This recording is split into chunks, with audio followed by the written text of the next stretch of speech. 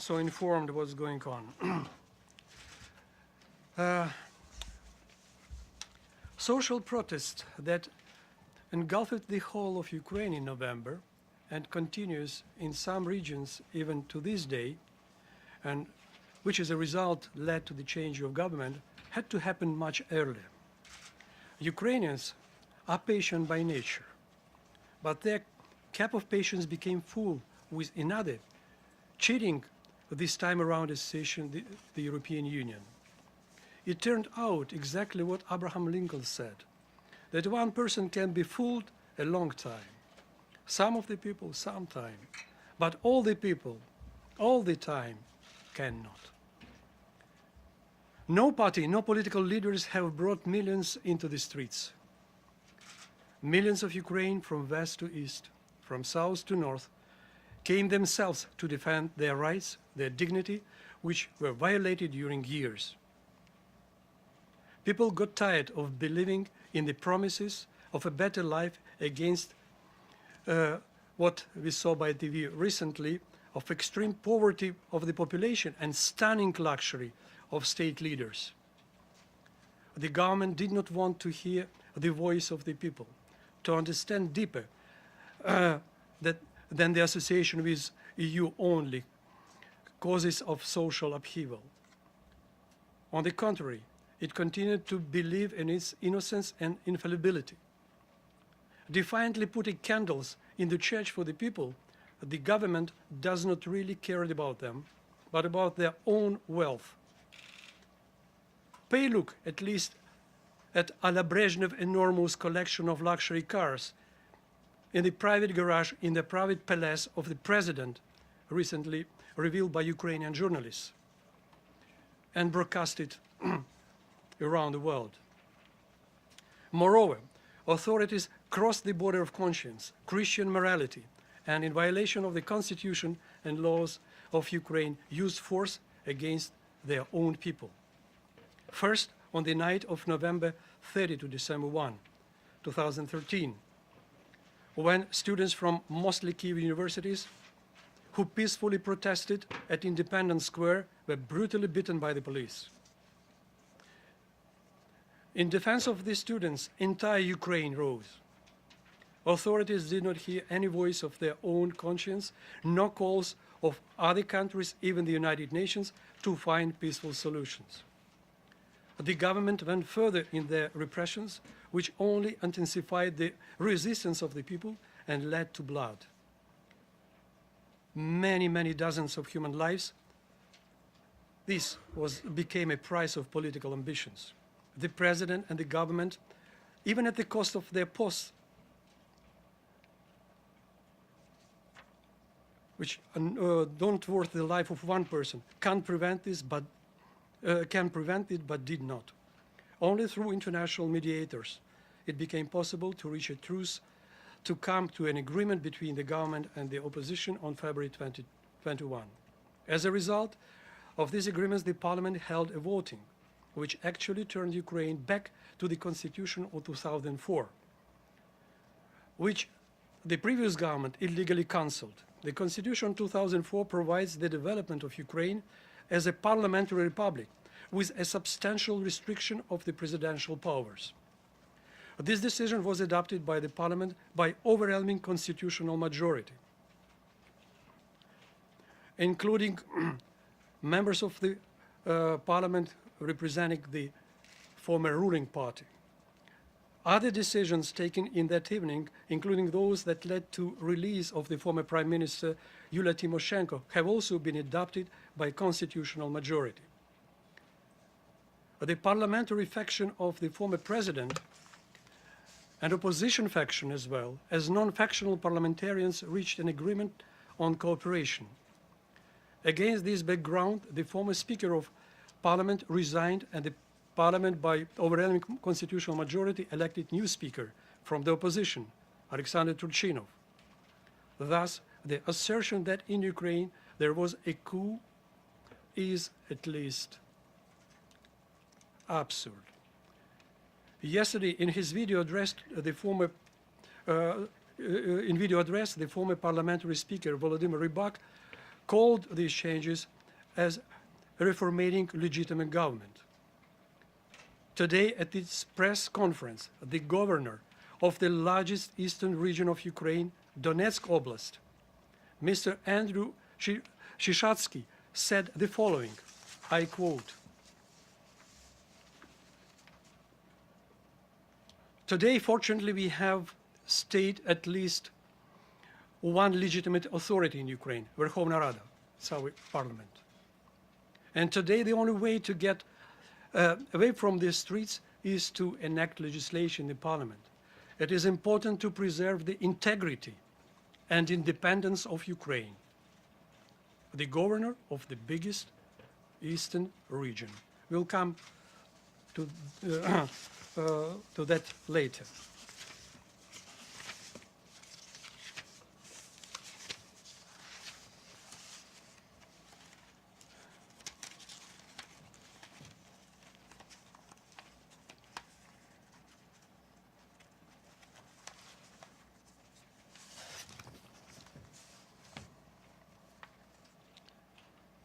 It is a good answer to today's concern of Russian Ministry of Foreign Affairs. Eastern regions, they want to be united. They demonstrate that they are not separatists. Today, in address to the President of the Security Council, Chairman of the Ukrainian Parliament, Alexander Turchynov, sets out in detail the entire timeline on the recent events.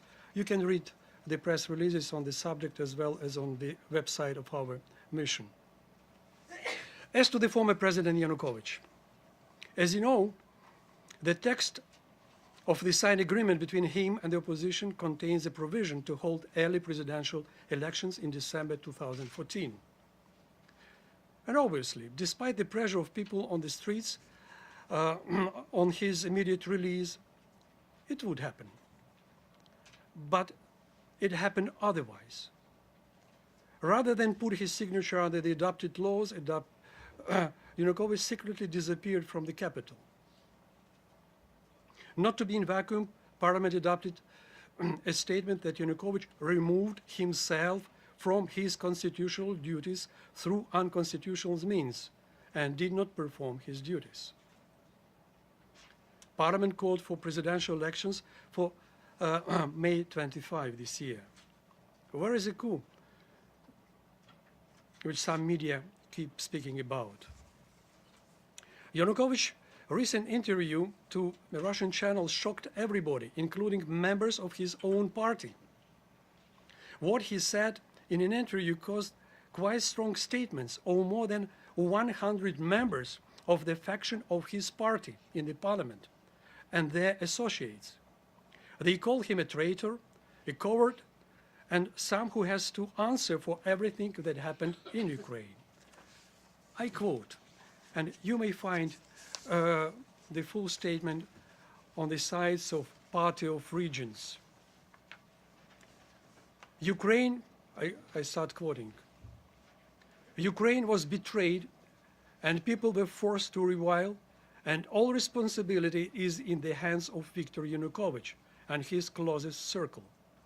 All members of the Party of Regions strongly condemn unlawful orders which led to human losses, political and economic crisis, and put Ukraine on the brink of collapse, leading to threat of separation and loss of Ukraine's sovereignty. There could be differences in views, but the goal is common: united, strong, and independent Ukraine. The Party of Regions, having more than 100 national deputies, will continue to serve people who have put trust in them. The Party of Regions condemns the betrayal and criminal orders of Viktor Yanukovych, which put ordinary people, soldiers and officers, under the bus.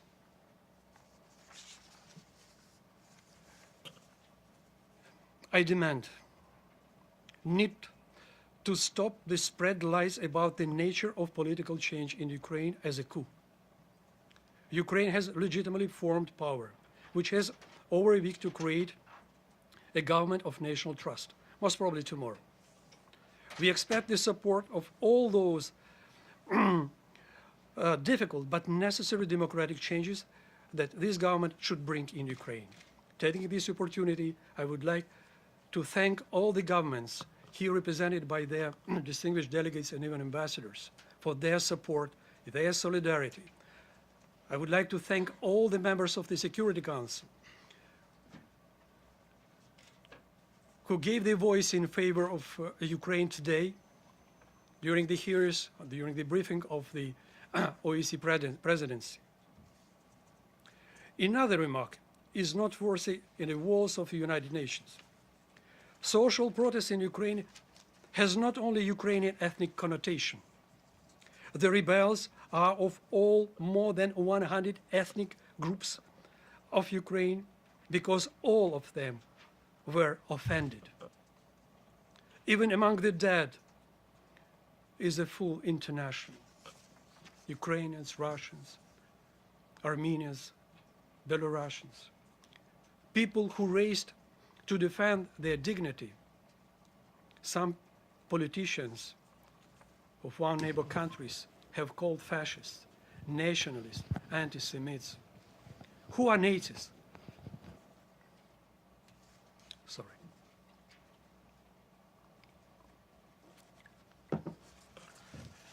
Kyiv brutally beaten students, or maybe killed girl who provided medical care, or journalists, or perhaps thousands of citizens of Kyiv who brought into the streets food, clothes for the rebels. Who is anti-Semites? The lords of shops and restaurants, most of whom are ethnic Jews who gave their premises for temporary hospitals. I want to say to those who continue this promotion, if you lost at least conscience, do fear God. By lying, you support criminals who have to answer for their crimes. I would like to quote remarks of the head of press service of the Ukrainian Orthodox Church of the Moscow Patriarchate. I stress, Moscow Patriarchate. Archimandrite George Kovalenko, who stated on his website,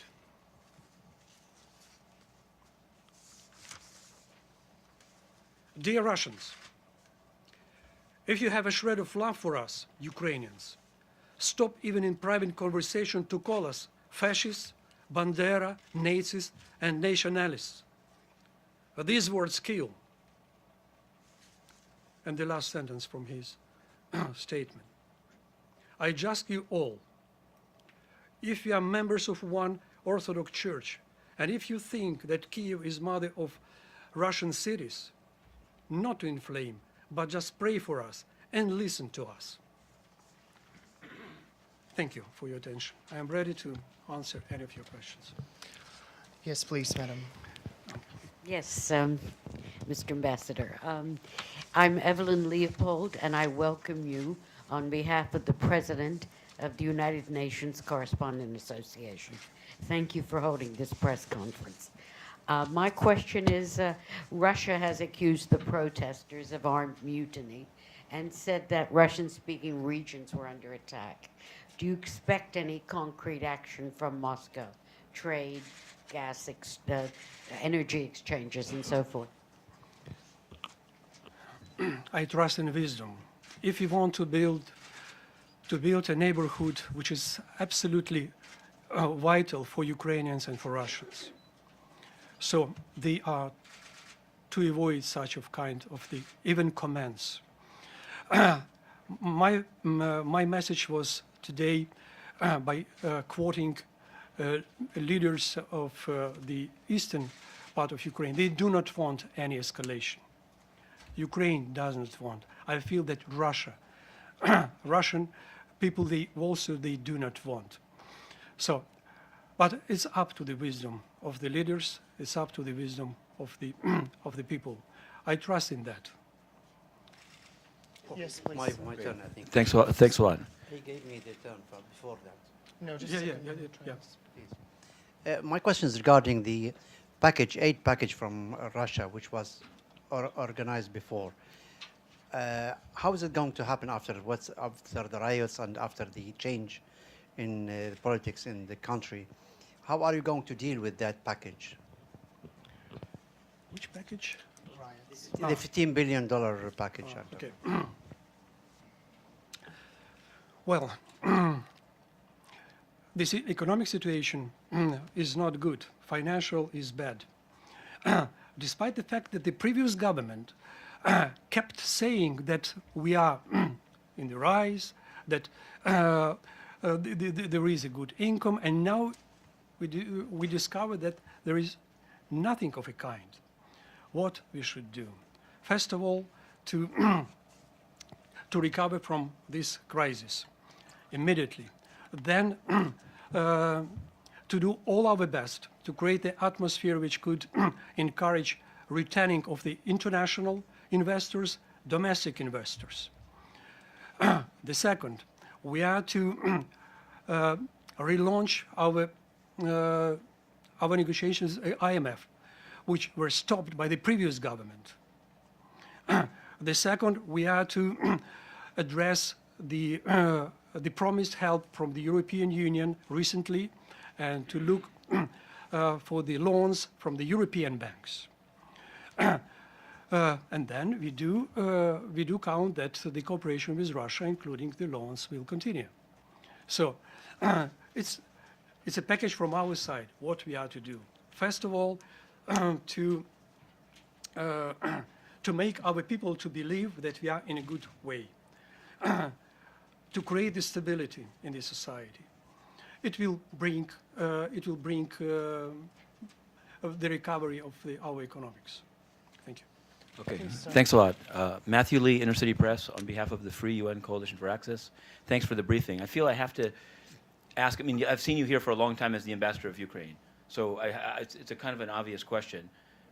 When did you make these views known to the Yanukovych government, which you represented until recently? And also, is Crimea any different than the other eastern provinces? Do you feel that, do you have a quote from, I guess, a leader there saying that they want to be with Kiev and go forward in that way? Thanks. There are different statements in different regions. I'm counting on the majority and the leaders who are leading this majority. I quoted Donetsk. I can quote also Crimea. So even their parliament, which even 2 weeks ago made some challenging statements, now they came back confirming that they are for united Ukraine.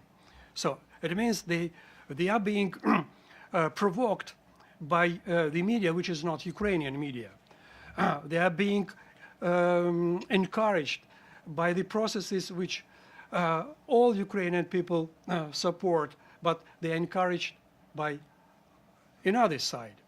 That's why we have a strong feeling that Ukrainians, either from the west or from the east, from the south or the north, they were offended. Their rights were offended on the same way, by the corruption, by the selective justice, by the wealthy of those who now we see by the TV what we saw in the presidential palace, his own palace, not the governmental, in the palace of the general procurator. So I think that those who are threatening people, thinking more about their wealthy to preserve, but they will be discovered as the crooks for sure, because people raised. They want changes. They never they demanded, keep demanding since our independence. The process is challenging just for these people, for these leaders who are trying to be the leaders of the nation, but they betray this nation. And this is something which unite and make us stronger. I'm confident that just this factor will consolidate the people who will realize that their rights they violated. So if demonstrating in the media that the power of Yanukovych